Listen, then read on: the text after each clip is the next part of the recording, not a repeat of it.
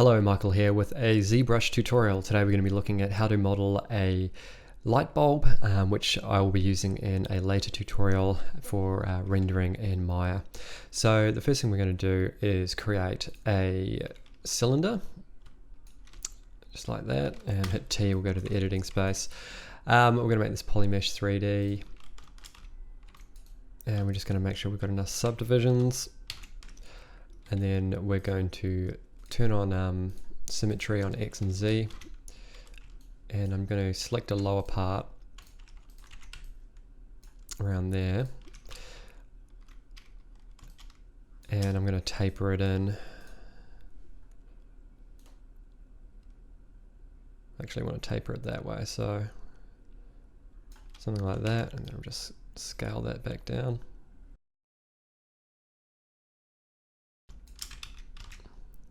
I'll just use radial symmetry on the Y just to smooth that out. All right, that looks cool. So this is going to be the tube for our base. Actually, I'm just going to drop the reference image in.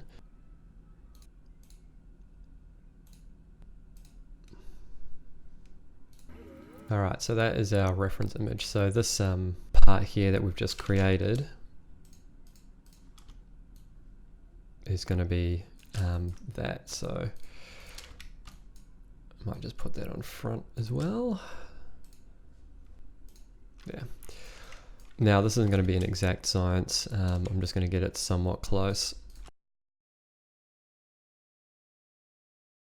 So what we need to do now is we need to make it so we've got this thread happening. So I'm just going to adjust that scale just a touch. I'll line this image up a bit.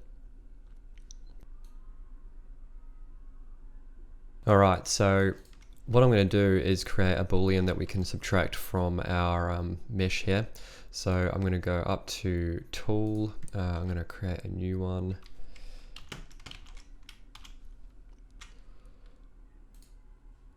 So I'm going to use the helix. Just click and drag that out, and then before we go into draw, let's just initialize it. So what we want to do is set the radius to flat. We'll just get rid of that one by clicking and dragging it off.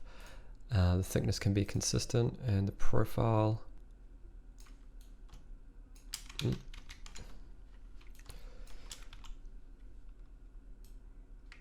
Alright, so because we've used this reference image, we can use this as scale as well. So we don't need that much coverage. The coverage is basically going to be how many of these rungs are going to basically represent the indentation. So we're going for roughly 3. So something like that. Also with the thickness, I'm going to add a couple of extra nodes in. So I can create a taper at the end. So now it tapers out at the very end there, which will work to our advantage. Alright, and then we're just going to use the Z offset to sort of create the correct profile for it. So these indentations here are going to be over all the higher parts of our mesh. So I think it's probably a little bit fat at the moment. Yeah, that might do it. So we'll see if that's going to work on ours by adding it in, by going back to our initial subtool, going to append, and appending our helix in. We'll just move this into position. Turn the floor off for the moment. So it looks like it might be a bit fat, but that's cool.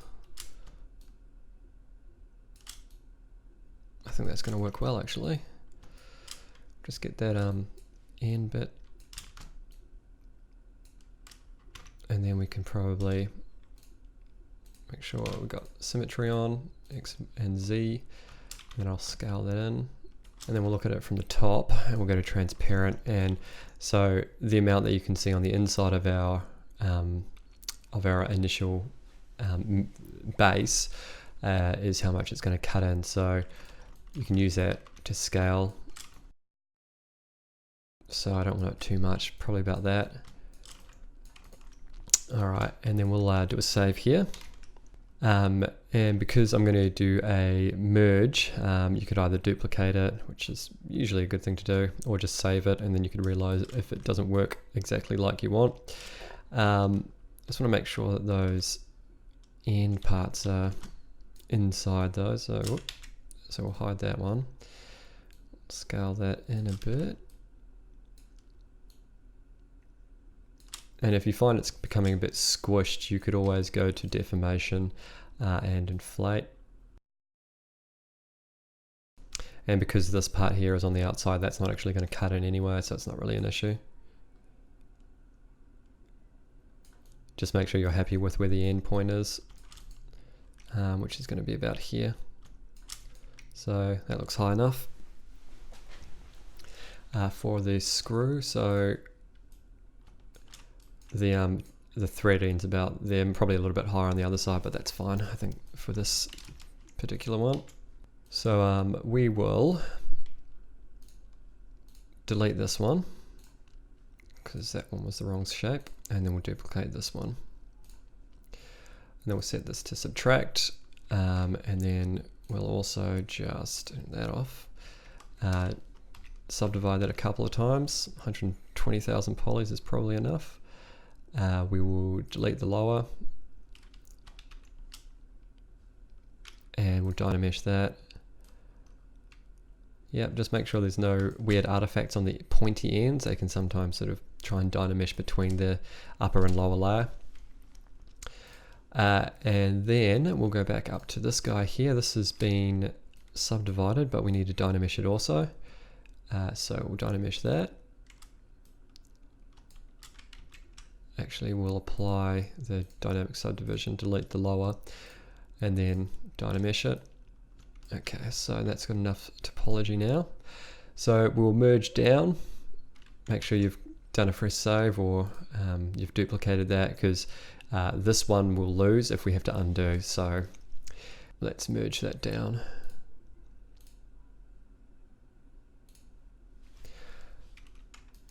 And then we'll click and drag. And yeah, that's probably a little bit more extreme than I would have liked. See what it looks like compared to the... Yeah, it's cutting in a bit more, but I do have a tendency to make things a little bit more exaggerated, and this might look good. They sort of tend to look like this on the more modern ones as well, if they're the plastic bases. I'm going to make it this a metal base, but that's fine. And also just make sure that your cuts are cutting in where you want them to. That seems to be okay. So what we're going to do here is we're going to go to deformation, and we're just going to polish that up.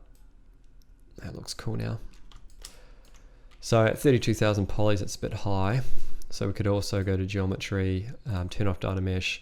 We'll go to zremesher, we'll change it to half, and zremesh that. Make sure you turn off symmetry, otherwise you're going to run into some issues there. Probably go half again. Sort of treating this as if it was going to be a close-up shot in the end, so sort of want it to be fairly high poly. I'm not going to do displacement mattes or anything like that though. Yep, that looks fine. Okay, so we've done the base, that's the hard part. So let's get to the bulb. So we'll turn the floor back on. So overall, we're just looking for a similar silhouette here. Okay, so we're going to append a sphere here. And we want to make sure that symmetry is on. X and Z, so this stays in the center of the canvas for now. Move it up into the center, and then scale it. Just so we've basically got the silhouette of the top, like that. Okay, then we're going to turn on Y symmetry and radial symmetry, and then we're just going to use the move tool to get this into place. And there's a bunch of ways that you could do this, but for the sake of time, this is a quicker way to do it rather than working in low poly. Because we're going to be rendering this as a piece of glass, I don't want it to have a bottom, otherwise that could cause reflections where we don't want them. So just using your clip curve just run it along the bottom there. And let's turn solo off.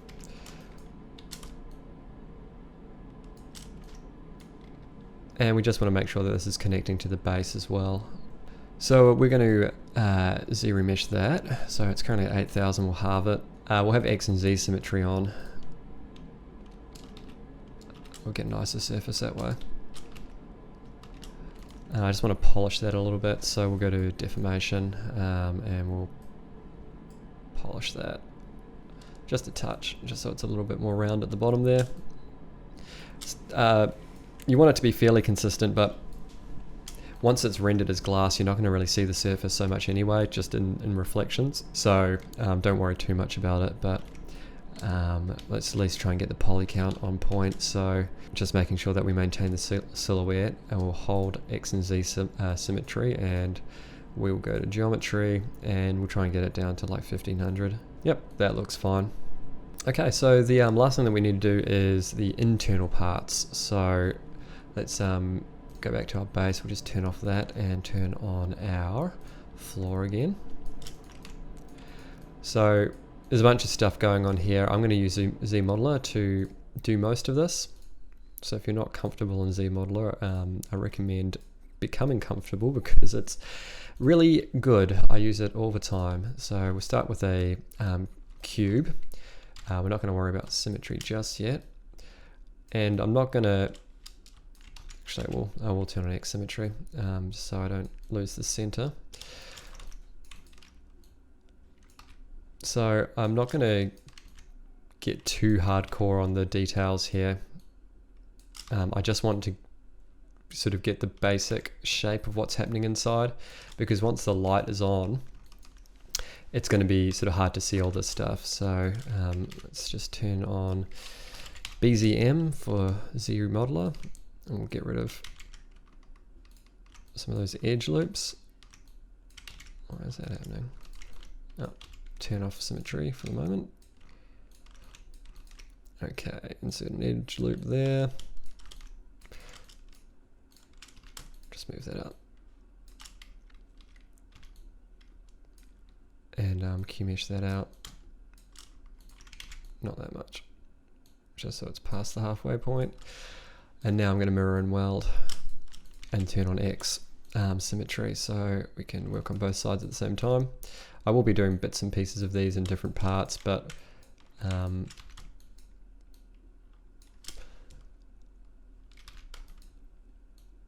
something like that. And then another bit of that, and we'll just do a bridge here, holding down space, bridge two polys, that one to that one.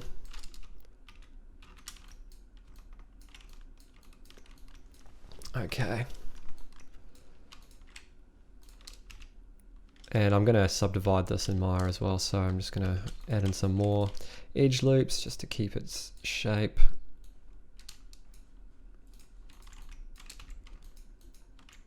Something like that.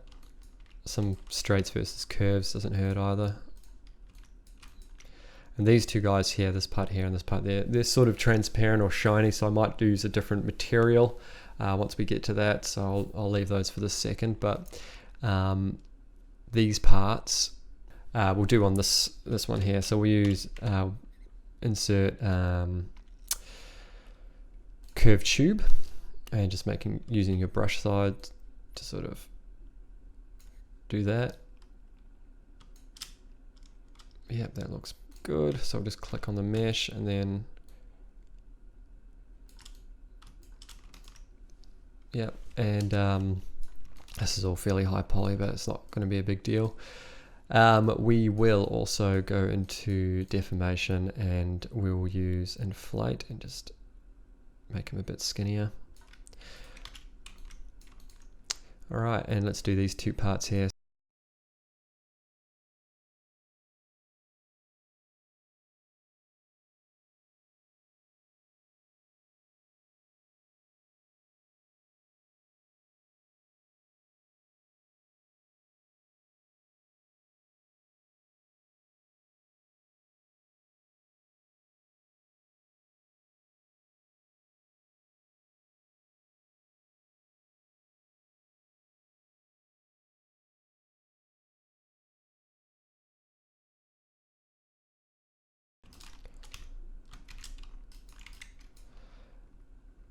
And then just insert two last little ones to get a bit of taper on the edge there. Done.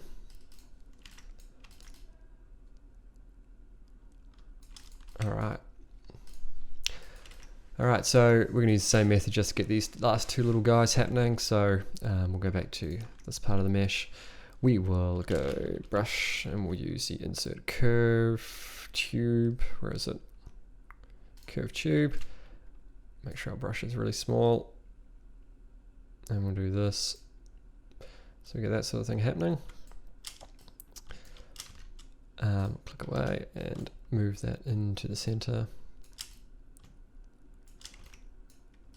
And maybe just so we've got some more interesting silhouettes happening, we'll rotate them like that.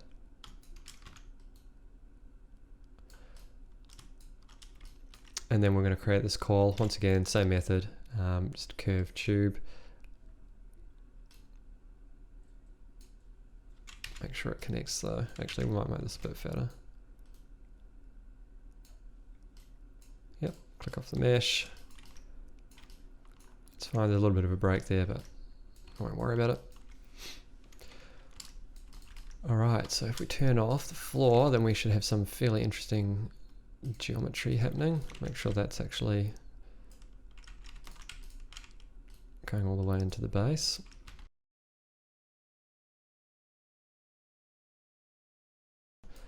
And again, this internal stuff you'll only really see as a silhouette. So overall, just look to get it looking correct. And I'm missing those curves. I might have accidentally deleted them.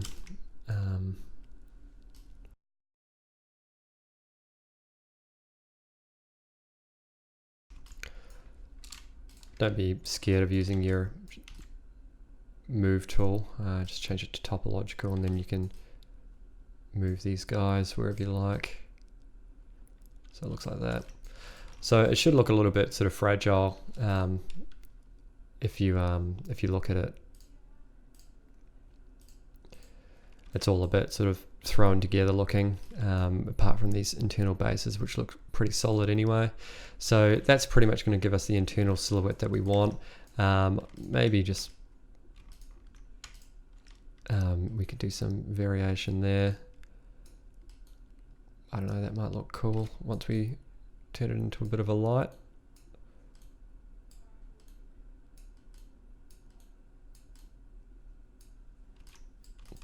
So I'm going to separate these once we're in Maya, and that will make it so we can use them for meshes and things like that. Alright, and just before we finish up here, I'm just going to show you how to export these.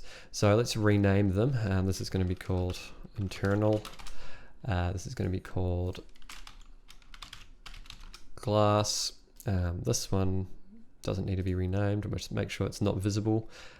We'll actually merge these two. So do a quick save. Merge down. So I'm just going to separate that in Maya anyway and then regroup them. And finally, this is going to be called the base. Alright, so we're going to go to Z plugin. If you don't have it on docked, it's just here. We're going to go to Subtool Master. I'm not UVing all this. I'm going to be doing it just as procedural maps once I'm in Maya, so I'm not going to worry about that. So we'll go to Export, Visible Subtools, and we'll click OK. Select our location. And we'll just call this bulb underscore, and then I'll append the subtool names to that. But that's pretty much all there is to it for the ZBrush part of this tutorial. So look forward to the rendering portion of this tutorial in a couple of days. If you've just spent the next couple of days modeling up this, then you should be ready to render once I get that tutorial done. So that's it for this one though. If you like the tutorial, make sure you click the like button so other people can find it on YouTube. And if you haven't already, make sure you are subscribed, because I do a couple of tutorials every week for things like ZBrush and Maya and Renderman and other CG products.